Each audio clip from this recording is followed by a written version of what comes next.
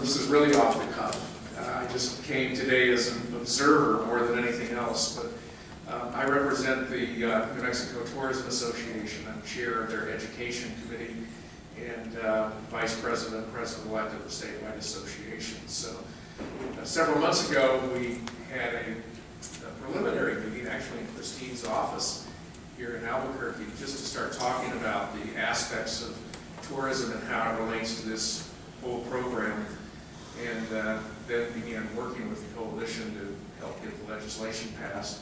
We were all very, very excited to see happen.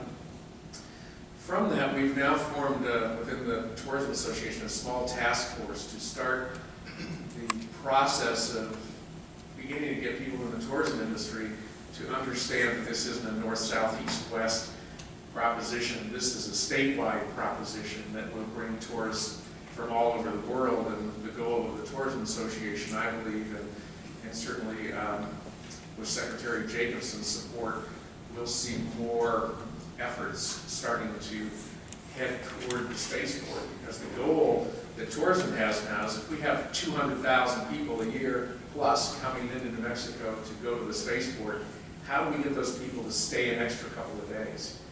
And how do we get those folks to understand what New Mexico really has to offer? I think that New Mexico's lost on the rest of the world in large part because most people, when you talk to them who come here from out of state, think of New Mexico as a high desert. They really don't understand what we have here and what's going on here. Personally, I'll tell you that being involved with Bill and having the opportunity to work on the passage of the legislation, it's very clear to me that New Mexico has reached a turning point, and we all, in the aerospace industry and the tourism industry, need to understand that this piece of legislation, in my humble opinion, was a landmark piece of legislation that has the potential to change the face of New Mexico and really make New Mexico an aerospace hub for the rest of the world. In a couple of the conversations I had with the folks from Virgin Galactic, one of the things George Whiteside said to me was, he said, Richard, he said, people think that the spaceport is about 570 plus people coming to New Mexico for a 2-hour ride into space. He says it's not about that.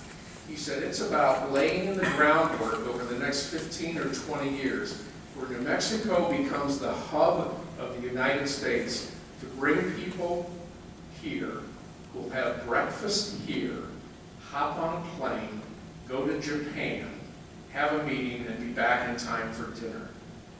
That's where this whole industry has the potential to take the world and New Mexico. And as we heard, there are spaceports being planned around the world and in other parts of the United States. And I think that we have a responsibility from a tourism standpoint, and certainly in the aerospace from an aerospace standpoint too, to educate our children in this regard, and for all of us who live here to fully understand what the future could mean for New Mexico. Imagine New Mexico being the hub for getting people anywhere in the world in 2 hours or less.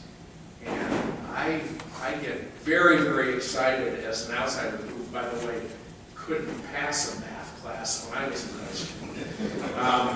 I get very excited to think about the potential for what that means for all of us. And I think it's really going to be important for tourism and aerospace to find a way very, very quickly to work together to make sure that we create incredible experiences for people who are coming here from around the world, and incredible experiences for those of us in New Mexico who really need to understand what this opportunity brings for all of us who live here. So I could go on for hours. My family gets on my case all the time when I start to talk about this. So I won't take up any more of your time. But Bill, thanks very much for that.